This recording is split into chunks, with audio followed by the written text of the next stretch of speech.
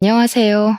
모든 사건의 전말을 알게 된 이후 한동안 시름에 빠져 살다가 이제야 훌훌 털고 나온 40대 여자입니다. 정말 이 사건을 어떻게 이야기를 해야 할지 막막합니다만 세상에 천벌받을 사람들이 많다는 걸 공론화시키고 싶어서 이렇게 글을 씁니다. 저희 아버지는 한평생 너무나도 선한 사람으로 살다가 억울하게 눈을 감으셨습니다. 정말 상상조차 할 수 없는 일이 저에게 벌어지게 된 것이죠. 다시 생각해도 가슴 아프고 머리가 어질어질할 정도로 충격적인 일이지만 이야기를 풀어보도록 하겠습니다. 저의 고향이자 지금까지 살고 있는 곳은 지방 변두리에 있는 작은 마을입니다. 자세한 위치는 차마 적을 수 없는 점 양해 부탁드립니다. 워낙 시골 동네고 좁디 좁은 곳이라 소문이 빨리 도는 곳이거든요. 작은 마을의 특성상 읍내로 나가려면 차를 타고 15분 정도 가야 합니다. 우리 마을 안에도 필요한 가게는 몇 군데 있긴 하지만 생활권이 좋은 동네는 아니었어요. 그래도 한 동네에서 오래오래 대대손손 다들 얼굴을 보고 자란 사이라서 그런지 마을 사람들끼리의 단합도 좋고 사이도 좋았습니다. 서로 좋은 게 있으면 기쁨으로 나누고 아픈 게 있으면 슬픔으로 나누는 정감 있게 그렇게 사는 사람들이었습니다. 제가 대학을 다른 지방으로 진학을 하게 되면서 그 마을을 떠나게 되긴 했지만 우리 부모님 곁에는 좋은 친구들이 있었기에 마음 놓고 떠날 수 있었습니다. 특히 제가 마을에 살면서 제일 친하게 지내던 친구가 하나 있었는데 이름이 순이였습니다. 순이는 공부는 별로 못했지만 손이 진짜로 야무진 친구라서 이것저것 다재다능하게 잘하는 친구였어요. 거기다가 순이 씨 집 아저씨가 우리 엄마랑 초등학교 때부터 동창인 사이인지라 다른 집들보다 순이네 집과 함께 보낸 시간이 몇 배로 많았습니다. 부모들끼리도 숨기는 거 없이 친한 사이니까 당연히 자식들끼리도 친해진 거였죠. 저에게는 2살 터울의 남동생이 있었는데 제 남동생도 순이를 저보다 더 친누나처럼 따르고 지냈습니다. 제 말은 믿지 못해도 순이의 말이라면 껌뻑 죽는 신용까지 하는 사이였으니 얼마나 돈독한 사이였는지 상상이 가시죠? 순이네 아줌마는 마을에서 유일하게 세탁소를 운영하시던 분이었습니다. 사실 마을 사람들이 입는 옷이 다 고만고만해서 세탁을 맡길 일은 별로 없었는데 수선 솜씨가 정말 좋으셨어요. 다 해진 옷을 기워 새 옷처럼 만들어주시기도 했고 유행이 지난 옷을 리폼해서 다른 옷처럼 만들어주시기도 했습니다. 아줌마의 야무진 손을 순이가 그대로 물려받은 거였죠. 거기다가 순이네 아저씨는 동네 유일한 자동차 정비소를 운영하고 있었습니다. 변두리 마을이다 보니 마을 사람들 대부분이 농사를 지으면서 생계를 유지하고 있었거든요. 저희 집만 해도 과수원을 크게 운영하고 있었고요.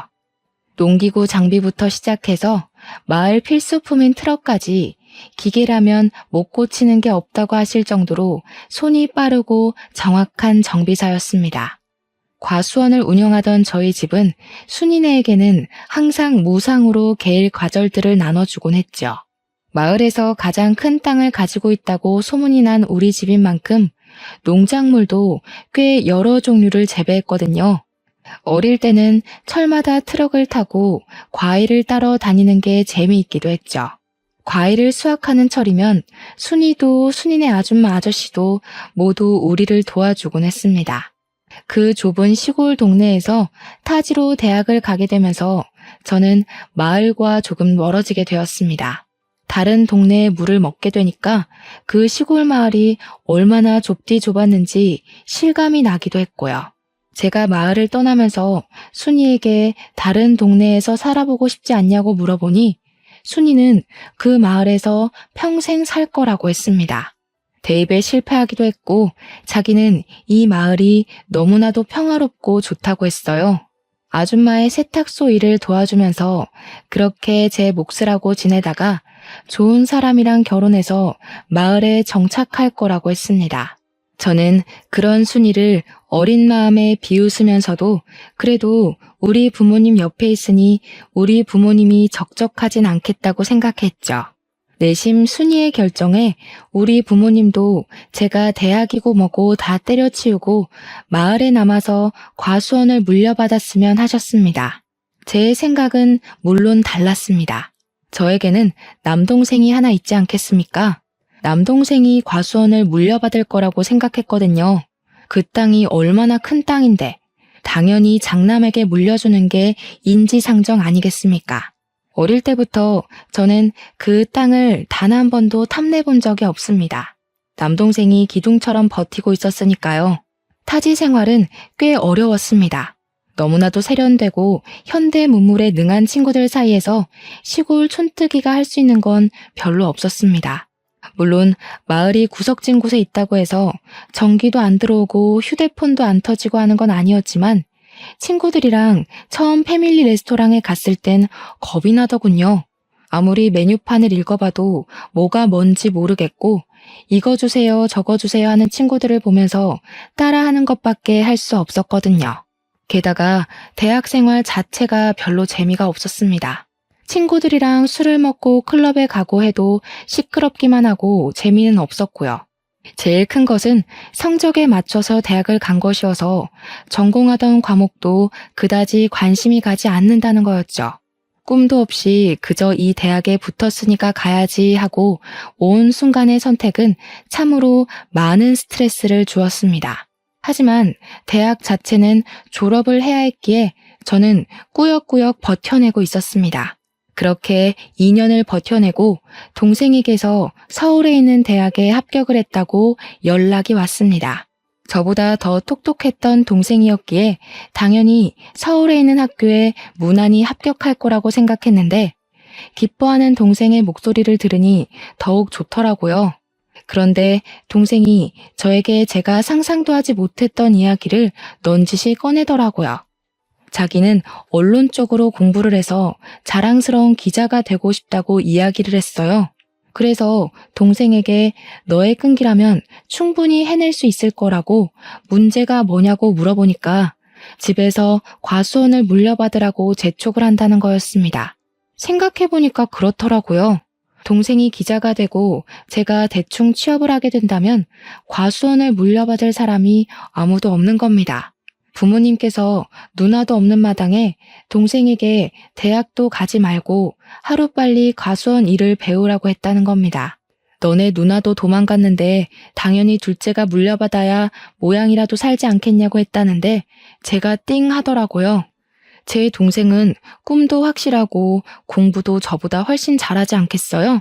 저는 성적에 맞춰서 간 대학이기도 했고 서울에 있는 학교도 아니었고요. 거기다가 전공 과목 자체도 저와는 영 맞지 않는 것 같고 이렇게 시간을 보내도 되나 싶어서 적당한 중소기업에 취직하려고 애쓰지 않을까 하던 찰나였거든요. 제 인생 모토가 대충인 사람이라 대충 졸업하고 대충 취직하고 대충 결혼해서 대충 살아야지 싶었는데 동생의 고민을 들으니까 너무나도 부끄러워진 거죠.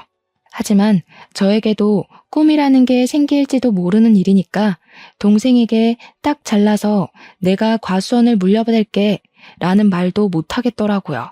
결국 대학을 졸업할 때까지 저에게는 과수원이 짐처럼 남게 되었고 휴학을 하고 군대를 간 동생에게 결심을 말했어요.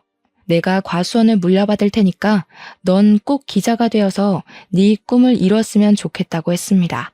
동생은 저에게 울먹이면서 고맙다고 몇 번이고 인사를 했어요. 누나가 그 짐을 짊어지는 대신 자기도 꼭 누나를 돕겠다고요. 말이라도 고맙지 우리 동생이 언제 저렇게 철이 들었나 싶더라고요. 저는 결국 타지 생활을 청산하고 다시 그 좁디 좁은 마을로 내려가게 되었습니다. 버스 터미널에서 마을버스를 타고 한참을 들어가 마을 입구에 딱 섰는데 뭔가 느낌이 새롭더라고요. 이제 여기에 뿌리를 내리고 우리 가업을 잇기 위해 내가 노력을 해야지 하고 결심을 단단하게 했어요. 제가 과수원을 물려받겠다고 부모님께 이야기를 했던 건 아니라서 앞으로 부모님과 상의를 하긴 해야 했어요. 그냥 막무가내로 마을에 내려온 것이었거든요. 집에 도착하니 그냥 놀러 온 줄 알았던 딸이 짐을 싸들고 온 걸 보고 부모님께서 조금 놀란 듯 하셨습니다. 저는 다짜고짜 할 말이 있다고 부모님께 이야기를 풀어놓기 시작했어요. 남동생의 꿈을 응원해주고 싶으니까 혹시 아들이 과수원을 물려받아야 하는 법이 있는 거 아니면 제가 물려받고 싶다고요. 부모님께서는 예상도 못했던 일이 벌어지긴 했지만 과수원을 물려받겠다고 자식이 짐까지 싸들고 내려왔으니 두 팔 벌려 환영을 해주었습니다. 세상에 아들이 물려받아야 하는 법이 어디 있냐면서 그렇게 꽉 막힌 사람들 아니라고 이제 과수원 운영하는 법을 찬찬히 알려주시겠다고 했어요. 저는 부모님 집에 정착을 하게 되었고 타지에 있던 짐들도 전부 부모님 댁으로 보냈습니다. 그렇게 1년을 넘게 과수원 일을 제대로 배우기 시작했습니다. 그냥 그동안 했던 것처럼 과일만 따고 선별만 하고 포장만 하면 끝나는 일인 줄 알았더니 내부에서 이뤄지는 사무일이 엄청나게 많더라고요.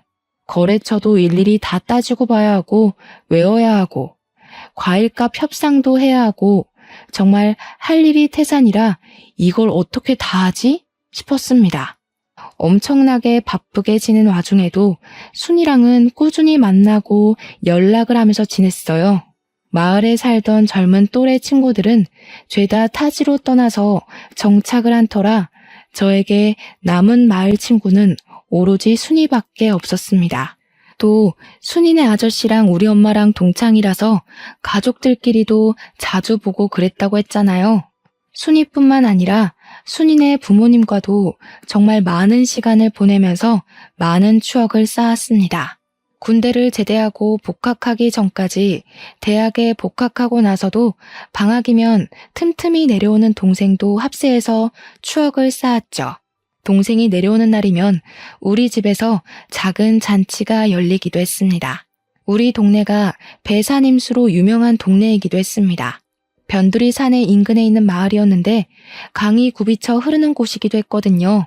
공기도 좋고 물도 맑고 정말 요양하기 딱 좋은 그런 마을이라고나 할까요?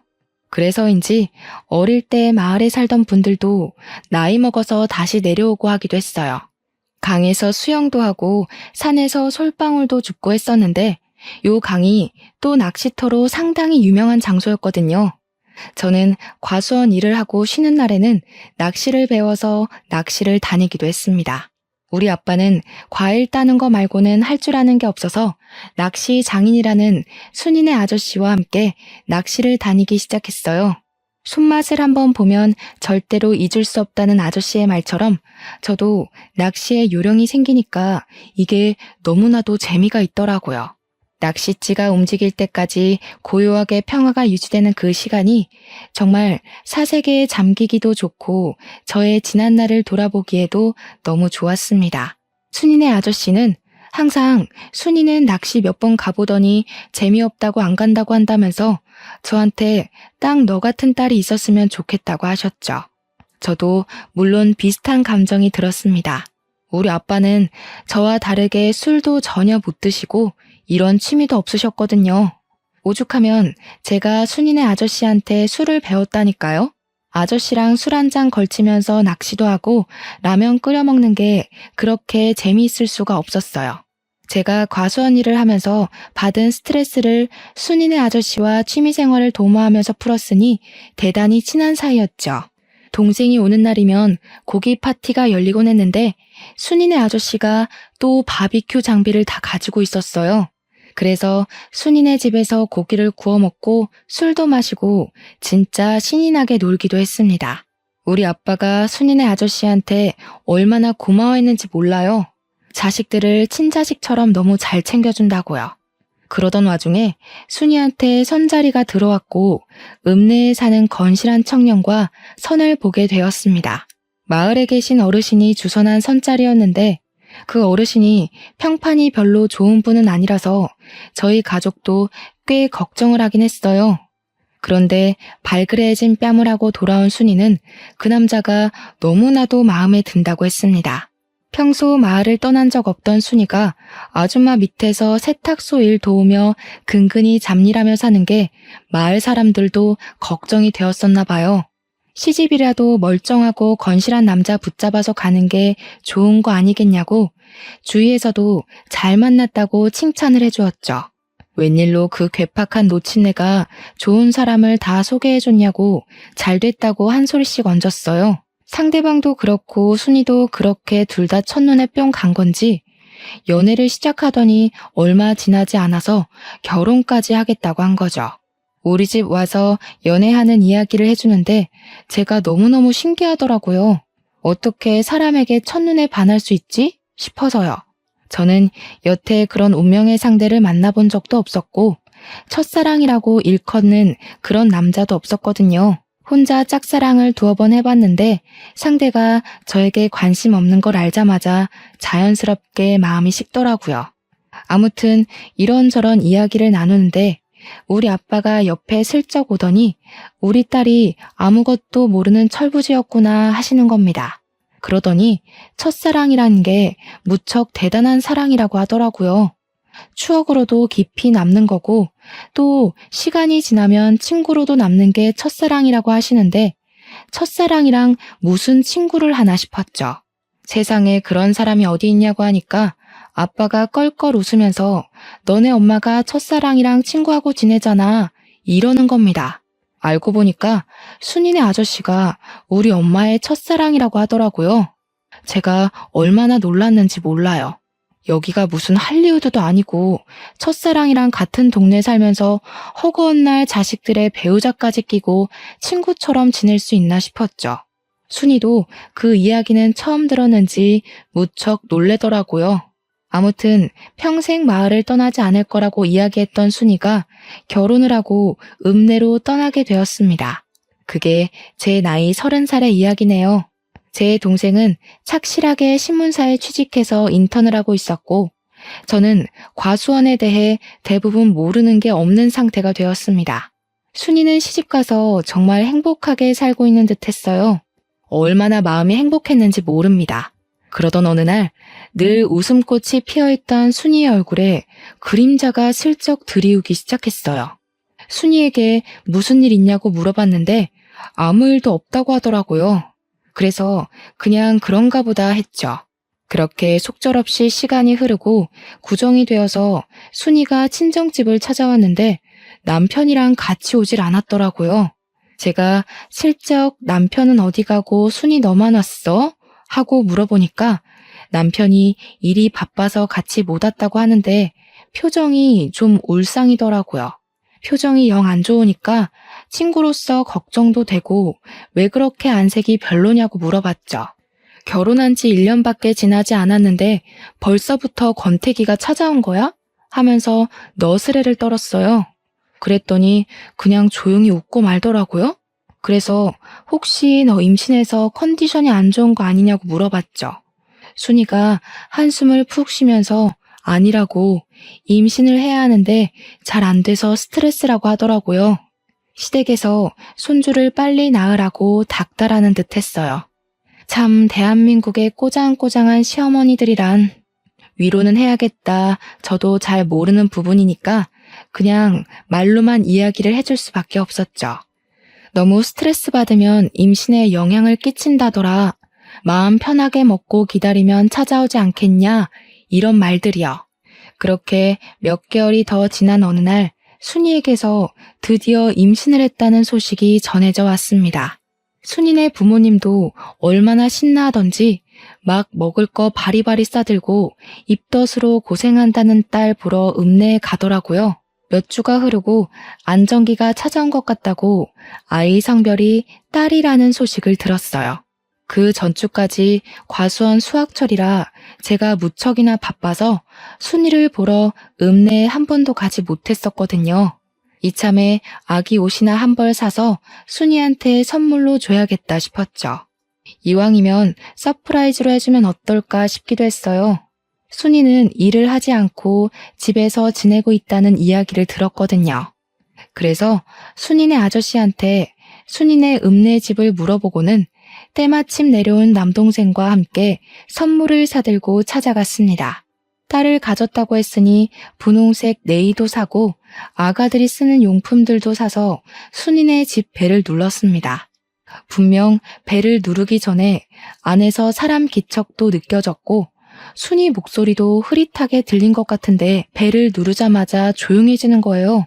못 들었나 싶어서 현관문을 쿵쿵 두들기는데도 아무도 문을 열어주지 않더라고요.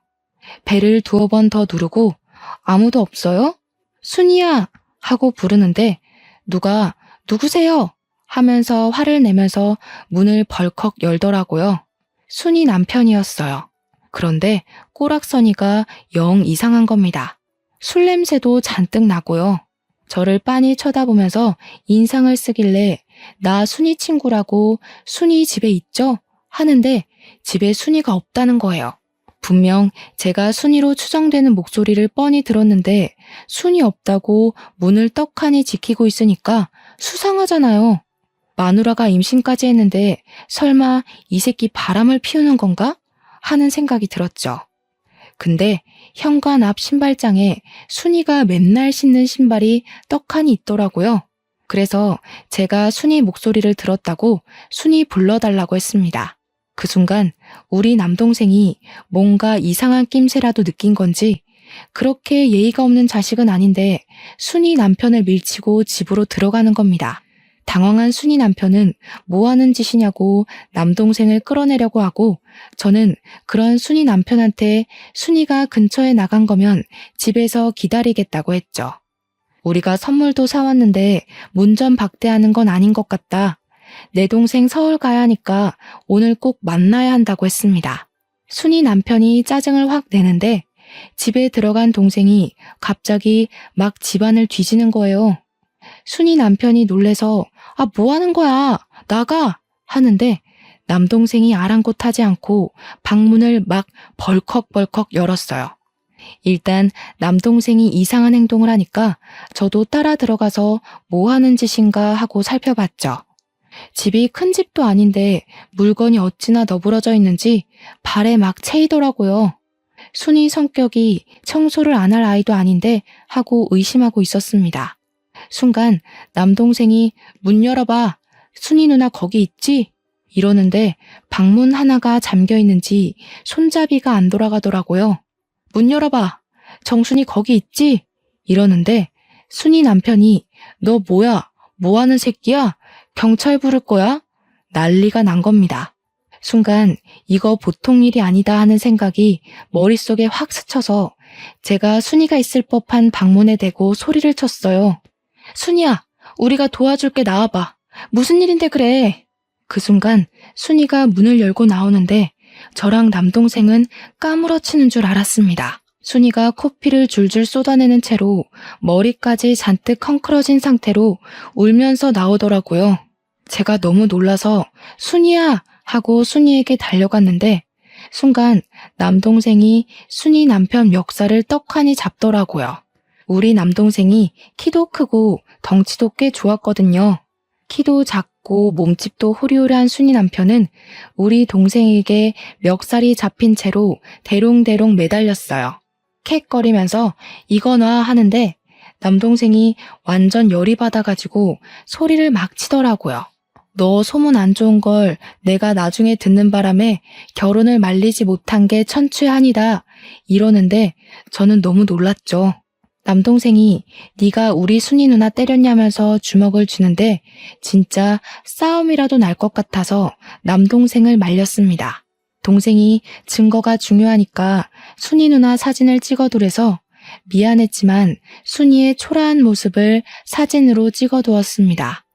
순이 보고 집으로 가자고 했더니 절대 못 간다면서 이 꼴을 하고 어떻게 부모님을 뵙냐고 울더라고요. 그랬더니 남동생이 씩씩거리면서 순이 누나 여기 있다가 저놈한테 험한 꼴 당하고 싶어? 이러면서 우리 집으로 가자고 했어요. 부모님 집이 아니라 우리 집으로 가자고 하니까 순이도 결국 따라오더라고요. 우리 집으로 돌아와서 순이의 꼬락서니를 본 부모님은 억장이 무너진 사람처럼 목덜미를 잡으셨습니다. 그 논팽이 새끼가 미쳐도 단단히 미친 게 틀림없다면서 어떻게 임신한 마누라를 이 꼴로 만드냐고 했어요. 결국 우리 부모님이 순이네 부모님한테 연락을 했고 한달음에 우리 집으로 달려와 순이의 모습을 보고 엉엉 우셨습니다. 저와 남동생에게 순이를 구해주어서 고맙다고 몇 번이나 인사를 하셨는지 몰라요. 우리의 가족 같은 순이를 구하는 건 당연한 일이었지만 그래도 몇 번이나 고맙다고 하니 몸둘 바를 모르겠더라고요. 그런데 거기서 끝났으면 참 좋았을걸. 순이가 집으로 돌아간 뒤 순이네 아줌마가 순이 다친 데를 살핀다고 이리저리 둘러보다 알게 된 거죠. 생각보다 상처가 너무 많고 온몸이 난장판이 되어 있다는 걸 직접 눈으로 보게 된 겁니다. 남편의 그런 행패가 하루 이틀 만에 이루어진 게 아니라는 걸 알게 되었고 그런 놈을 사위라고 예뻐했다는 게 너무 화가 나셨나 봐요. 그대로 순이네 아줌마가 쓰러지시고 말았던 거죠. 그래도 정신은 어느 정도 있으셨는데 순이가 며칠 뒤 유산까지 하고 나서는 완전히 정신까지 놓아버리셨습니다. 병원에서는 갑자기 혈압이 한 번에 올라서 쓰러진 거라고 하면서 본인 의지가 가장 중요한 거라고 했다더군요. 한마디로 순이네 아줌마가 깨어날 의지가 있어야만 정신을 차릴 수 있을 거라고 약으로는 할 수 있는 게 없다고 이야기를 했대요. 그렇게 순이네 아줌마가 쓰러져서 병원 신세를 지게 되니까 순이도 순이네 아저씨도 병원을 계속 들락날락하게 된 거죠. 근데 그때가 또 수학을 마친 과일을 선별해서 경매에 내놔야 하는 시기였거든요. 제가 하루 종일 바쁘게 일에 매진해야 하는 시기라서 정말 정신이 하나도 없는 상태였어요. 우리 아빠도 저와 같이 과일 선별하고 경매 준비하느라 정신이 없었고 유일하게 여유가 있는 엄마가 순이네를 챙기기 시작했습니다. 순이네 아줌마가 정신을 못 차리고 있으니까 우리 엄마가 직접 순이네의 반찬을 챙겨서 가져다 주고 하셨어요. 순이는 순이네 아줌마 병실에서 먹고 자고 하고 있었는데 아저씨는 정비소 일을 언제까지고 미룰 수가 없으니까 일을 하셔야 했거든요. 거기다가 하루 입원비도 어마어마하게 비싸다면서 일을 해야 병원비도 감당할 수 있다고 했어요. 처음에는 엄마가 일주일에 한 번씩 가서 반찬만 후딱 전해주고 오시더니 시간이 지날수록 점점 방문 횟수가 늘더라고요. 오죽하면 아빠가 뭘 그렇게 열심히 챙기냐고 첫사랑은 이길 수 없는 거냐며 농담을 던지시기도 했습니다. 그때마다 엄마는 한 동네에서 평생을 보고 자란 친구인데 이 정도는 해줘야 하는 거 아니냐고 실없는 소리 하지 말라고 했죠. 일주일에 한 번씩 반찬만 주고 오던 게 어느 날부터는 청소도 해주고 살림도 봐주시더라고요. 남자 혼자 살아본 적 없는 티를 팍팍 낸다고 저러다가 홀압이 되면 어쩌려고 저러는지 모르겠다고 하시면서요. 나중에는 우리 집에 있는 시간보다 순이네 가 있는 시간이 더 많은 듯 했습니다. 문제는 더 있었어요. 순이 남편이 순이를 병원까지 찾아와서 난동을 부리게 된 겁니다. 결국 병원에서 폐악질을 하다 경찰까지 출동을 했고 순이가 급하게 경찰서에 조사를 받으러 가게 된 것이었어요. 순이네 아저씨는 정비를 하느라 움직일 수가 없었고 순이네 아줌마 병실을 지킬 사람이 필요해진 거죠. 몇 시간만 돌보면 되는 거라 간병인을 하루치 급하게 구할 수도 없는 상황이어서 아빠가 엄마 보고 좀 다녀오라고 했죠. 이웃 간의 정이 얼마나 깊은 건지 아냐고 누누이 말했던 우리 엄마가 순이네 아줌마 병실에 가라고 했더니 버럭 하시더라고요. 내가 거길 왜 가? 원래 순이 엄마랑은 친하지도 않았어. 이러면서 저보고 가라는 겁니다. 경매 준비로 잠잘 시간이 모자랄 정도인데 거기다가 순이네 집에 그렇게 허구한 날 가놓고는 순이네 아줌마랑 안 친하다는 건 뭔지. 아무튼 순이가 금방 병실로 돌아갈 수 있어서 다행이었지 아니었으면 면도 못 세울 뻔했습니다. 그리고 얼마 안 있어서 결국 순이네 아줌마는 영영 하늘나라로 떠나고 말았어요. 장례를 치르는데 우리 아빠도 그간 나눈 정이 있어서 그런지 막 엉엉 우시더라고요. 순이네 아저씨도 같이 엉엉 울면서 두 분이 세상 떠나가라 슬퍼하셨어요. 그런데 우리 엄마가 그걸 상당히 꼬락선이 난 눈빛으로 바라보시는 겁니다. 우리 아빠가 우는 게 고가웠는지 갈 사람 간 걸 가지고 되게 운다고 핀잔 섞인 말을 뱉더라고요. 저는 순간 우리 엄마가 무슨 사이코패스라도 된 줄 알았습니다.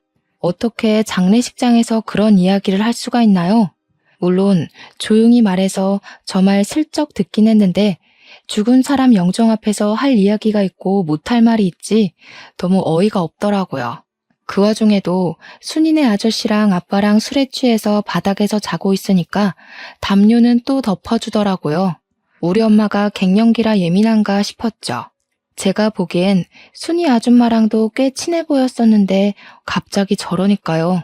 장례가 다 끝나고 나서부터 우리 엄마는 대놓고 순이네 아저씨를 더 챙기기 시작했습니다. 우리 아빠가 오죽하면 엄마한테 마더 테레사라고 별명을 지어주기도 했다니까요.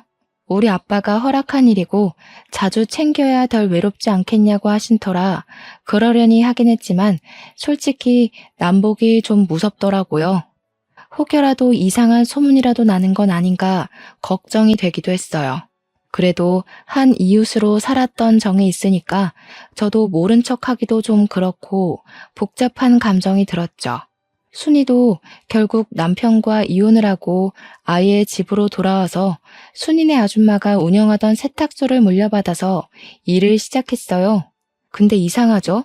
순이가 돌아왔으니까 더 이상 우리 엄마가 순이네 아저씨를 챙길 이유가 없는 거나 마찬가지 아니겠어요? 발길이 조금 뜸해지긴 했지만 그래도 일주일에 한 번씩 반찬을 주러 가더라고요. 순이도 손재주가 워낙 좋은 아이라 반찬 같은 걸 다 할 줄 알 텐데 엄마가 왜 저렇게까지 챙기나 싶었습니다. 동생이 내려오면 순이네 집에서 바비큐를 하고 잔치도 열고 하긴 했지만 그래도 우리 가족끼리 보내는 시간이 꼭 있었거든요. 그런데 우리 동생이 정식 기자가 되어서 진짜 몇 개월에 한 번 내려올까 말까 하는데도 꼭 순이네랑 같이 모여야 한다는 겁니다. 그 순간 그런 직감이 드는 겁니다. 우리 엄마가 설마 순이랑 동생을 이어주려고 저러는 건가 하는 생각이요. 젊은 남녀니까 충분히 정분이 생기고도 남을 수 있지 않겠어요? 순이가 이혼하기 전에 찾아갔을 때 동생이 예민하게 행동한 부분도 있었고요. 순간 나만 모르게 가족들끼리 이미 다 행동에 옮기고 있었나 싶었습니다. 근데 제 걱정과 달리 엄마가 동생 붙잡고 이야기를 하는 걸 들었습니다. 절대 순이한테 마음 주지 말라고 유산도 했고 이혼도 했는데 죽어도 저런 며느리 못 본다고요. 동생도 말도 안 되는 소리 하지 말라고 만나는 여자친구 있다면서 걱정 말라고 했죠. 엄마가 너무 오버를 하니까 또 이상한 거예요. 순이네 아저씨는 그리 챙기면서 순이한테는 왜 그러나 진짜 이해가 안 갔습니다. 그 즈음부터 해서 엄마가 자꾸 과수한 일은 나 몰라라 하고 읍내에 놀러 다니기 시작했습니다. 읍내에 모임이 있다면서 나가 놀고 친척들 만난다고 다른 지방에 놀러 간다 그러고요. 우리 엄마가 살면서 그렇게 밖으로 싸돌아다니는 걸 본 적이 없어서 좀 의아하긴 했어요. 그런데 아빠가 딱 그런 이야기를 하시더라고요. 순이네 아줌마가 그렇게 허망하게 가고 나서 언제 죽을지 모른다는 공포에 물든 것 같다고요. 하고 싶은 거 하게 내버려 두는 게 지금으로서는 최선인 것 같다고 하는데 아빠의 표정이 참으로 씁쓸해 보였습니다. 저는 별다른 말 없이 아빠의 결정을 존중해 주기로 했어요. 엄마와 평생 산 건 아빠니까 제가 가타부타 말을 얻는 게 부부간의 신뢰를 깨는 것 같다는 생각이 들어서였죠. 그렇게 몇 개월이 지나고 우리 남동생이 결혼하고 싶은 여자가 있다면서 같은 회사에서 재직 중인 여자를 데리고 마을을 왔어요. 그전부터 만나는 사람이 있다고 우는 띄어났던 터라 드디어 우리 남동생이 장가를 가는구나 싶었죠. 집에 인사를 시키는데 옳게 될 사람이 너무 참하고 예쁜데 똑똑하기까지 하더라고요. 저도 그쯤 거래처 직원인 남자와 썸을 타고 있던 시기였어요. 우리 아빠는 저에게 넌지시 남동생이 널 제치고 먼저 장가를 들어도 괜찮겠냐 하는데 무슨 문제가 있겠습니까? 아무 문제도 없다고 했죠. 남동생이 축복 속에 결혼을 하고 서울에 완전히 정착을 하게 되었습니다. 저도 동생이 결혼하고 1년 뒤에 만나던 남자와 결혼을 하게 되었고요. 거래처 직원이었지만 과수원 일도 빠삭하고 사람이 건실하고 괜찮더라고요. 나중을 생각하면 과수원을 같이 운영해 줄 수 있는 든든한 사람 같아서 평생을 함께하기로 약속했습니다. 제가 결혼할 때 우리 아빠가 과수원과 관련된 모든 재산을 저의 명의로 넘겨주었습니다. 결혼 선물이라고 주었는데 저는 일찍부터 너무 큰 선물을 받는 것 같아서 솔직히 부담스럽기도 했어요. 아빠가 한 가지 약속을 해달라고 하시면서 원래 결혼할 때 주려고 했다고 아무한테 명의를 넘긴 것을 이야기하지 말라고 신신당부를 했습니다. 동생은 물론이고 엄마한테까지 말하지 말라고 해서 왜 그러시나 했는데 뭐 아빠의 부탁이니 알겠다고 했어요. 그렇게 1년이 더 지난 어느 날 저랑 남편이 서울에 있는 거래처에 볼 일이 생겨서 서울을 가게 되었습니다. 엄마랑 아빠한테 말씀을 드리고 출발한 터라 동생도 보고 와야겠다 싶어서 동생한테도 연락을 해두었어요. 저녁이나 먹자고 해서 동생네 부부와 저희 부부가 만나서 밥을 먹고 있는데 제 휴대폰에 불이 나게 연락이 오는 겁니다. 엄마한테 막 황급히 연락이 오길래 무슨 일이냐고 물어보니까 아빠가 사고를 당했다는 거예요. 그게 무슨 소리야 하는데 엄마가 얼이 완전히 나간 건지 덜덜 떨리는 목소리로 아빠가 사고를 당했다고 당장 내려와 하더라고요. 놀래서 남동생네 부부랑 정신없이 차를 타고 읍내에 있는 병원으로 내려왔죠. 엄마는 덜덜 떨면서 울고 있고 옆에서 순이네 아저씨가 한숨만 푹푹 내쉬면서 우리를 보고는 왔어 하시더라고요. 하필이면 오늘 자식들도 없고 적적한 와중에 엄마가 아빠한테 순이네 집으로 반찬을 가져다 주라고 심부름을 시켰대요. 간 김에 엄마가 순이한테 부탁한 세탁물도 받아오라고 해서 아빠가 트럭을 끌고 나갔는데 오던 도중에 논두렁길에서 사고가 났대요. 아직 현장을 감식하고 있는 중인데 바퀴가 논두렁길 바깥쪽으로 빠지면서 차량 전복 사고가 일어났고 안전벨트를 매지 않아서 그만 아버지께서 전복된 차량에 흉곽이 심하게 눌렸고 숨을 쉬지 못하고 허망하게 눈을 감으셨다는 겁니다. 근데 너무 어이가 없는 거예요. 그 논두렁길 저도 잘 알고 있고 남편도 잘 알고 제 동생도 잘 아는 길이거든요. 결코 좁지 않은 길이고 트럭 한 대쯤은 널찍하게 지나가고도 남는 길이란 말이죠. 거기다가 아빠가 한평생을 그 길에서 운전을 했는데 갑자기 바퀴가 빠진다는 것도 말이 안 되고요. 더군다나 우리 아빠는 술을 잘 드시지 못해서 음주운전을 했을 리도 없는데 그 길에서 바퀴가 빠진다는 게 말이 안 되는 거예요. 허망하게 차량에 깔려서 그렇게 가셨다는 게 도무지 믿기지가 않았어요. 경찰 측에서 운전 미숙으로 난 사고 같다고 하는데 올케가 그러더라고요. 평소에 그 길을 자주 다녔다고 하지 않으셨냐고. 뭔가 이상하니까 부검을 해보는 게 좋지 않겠냐고요. 그런데 엄마가 버럭 소리를 지르면서 남편 부검하는 거 절대 반대라고 하는 겁니다. 보통 같으면 원인을 확실하게 밝히기 위해서라도 부검을 해야 하는 거 아니겠어요? 제가 올케 말에 동의하면서 부검을 하겠다고 했어요. 우리 남동생도 미심쩍다며 부검하자고 했고요. 올케가 차량 조사는 한 거냐고 물어보니까 경찰이 현장 조사만 했다고 우물쭈물 이야기하길래 기자 명함을 떡하니 건네면서 정확하게 조사를 해달라고 하더라고요. 엄마는 한 동네에서 무슨 소문이 날 줄 알고 그런 짓까지 하냐고 했지만 올케가 딱 잘라서 차량 조사까지 부탁드린다고 했죠. 엄마가 계속 딴죽을 거는데 제가 아빠가 억울하게 가셨으면 조사를 해야지 하고 소리를 쳤어요.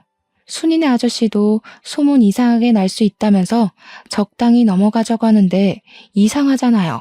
수사가 시작되고 부검 결과 혈중 알코올 농도가 0.1% 측정된 결과가 나왔습니다.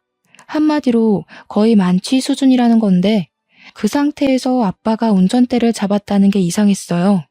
거기다가 차량 수사 과정에서 브레이크를 조정하는 라이닝에 문제가 있었다는 것까지 밝혀진 거죠. 브레이크가 말을 듣지 않게 조작이 되어 있었다는 겁니다. 아무리 서행을 했어도 멈추질 않으니까 핸들을 이리저리 틀었을 테고 거기다가 음주 상태였으니까요. 사고가 날 수밖에 없었던 거죠. 그러니까 엄마와 순이네 아저씨가 미친 듯이 수상하더라고요. 그래서 따로 붙잡고 물어봤더니 둘 다 회피하는 듯한 발언을 하는 거예요. 아저씨는 엄마한테 물어봐라. 엄마는 아저씨한테 물어봐라. 둘 다 서로 술을 먹은 걸 본 적이 없다고 발뺌을 하고 있었습니다.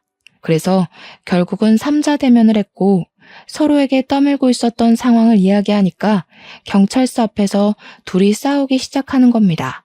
경찰 조사까지 시작된 마당에 발등에 불이 떨어진 거죠. 야, 술은 네가 먹여놓고 왜 나한테 뒤집어 씌우고 그래? 뭐가 어쩌고 어째? 네가 브레이크 망가뜨려 놓고 나한테 왜 그래? 하면서 둘이 머리채 쥐어잡고 싸우는데 우리 부부 남동생네 부부 할 거 없이 기함을 토했죠. 결국 경찰이 개입을 했고 사건의 전말을 들을 수 있었습니다. 순이네 아줌마가 사고로 입원을 한 이후로 순이네 아저씨를 챙겨주다가 둘이 결국 눈이 맞았던 거였어요. 몇 년을 남몰래 바람을 피우다가 순이네 아줌마가 돌아가시고 순이가 돌아오게 되니까 두 분이 마음 놓고 만날 공간이 사라진 거죠. 거기다가 엄마한테는 아빠까지 있었으니 순이네 아저씨는 너도 이혼하고 나랑 재혼하자 난리를 쳤고요. 엄마는 동네 이목이 무서워서 이혼을 못하고 있다가 자식들이 결혼하고 나니까 아빠랑 사는 게 더 이상은 지겨웠던 거였어요. 가수원까지 욕심이 났던 엄마는 아빠가 사망하게 되면 배우자 명의로 모든 재산이 넘어오니까 그걸 노린 거죠. 아빠한테 술을 먹인 건 엄마였고 아빠의 차를 고장낸 건 순이네 아저씨였습니다. 그 사실을 알게 된 우리는 엄마가 사람으로 보이지 않았습니다. 그 와중에도 엄마는 과수원은 어떻게 되는 거냐고 미친 사람처럼 굴더라고요. 과수원은 내 거지? 그래, 내 거야. 배우자 거잖아. 맞지? 꿈깨. 그거 아빠가 나 결혼할 때 내 명의로 다 증여해줬어. 아무한테도 말하지 말라더니 아빠는 알았나 보다. 엄마가 바람 피우는 거. 엄마는 모든 걸 잃은 사람처럼 허탈한 표정으로 유치장에 수감되어 있었어요. 순이네 아저씨도 머리를 쥐어뜯으면서 고개를 푹 숙이고 유치장 구석에 앉아 있더라고요. 결국 둘 다 살인죄가 적용되어 재판을 받게 되었고 공범임이 인정되어 엄마는 징역 35년, 아저씨는 무기징역을 받게 되었습니다. 모든 사실을 알게 된 순이는 그대로 잠적을 했고 어디서 뭘 하고 사는지 지금까지도 모르고 지내고 있습니다. 결국 저는 부모님과 함께한 추억이 담긴 집이 지긋지긋해서 처분을 하고 읍내에 있는 아파트로 이사를 갔습니다. 일이 어떻게 되었든 과수원은 운영을 해야 했으니까요. 우려했던 대로 동네에 흉흉한 소문이 싹 돌았지만 다들 저를 불쌍하게나 생각하지 손가락질하진 않더라고요. 저는 남편을 의지하며 여전히 과수원을 운영하면서 살고 있습니다. 동생도 저도 아직까지 엄마의 면회는 가본 적이 없어요. 아마 앞으로도 갈 일은 없을 것 같습니다. 지독한 첫사랑이 뭔지 사람 한순간에 망가지더라고요. 저는 그런 삶은 살지 않을 겁니다. 제 결심이 평생 가길 기도하며 제 사연은 여기서 멈추도록 하겠습니다. 감사합니다.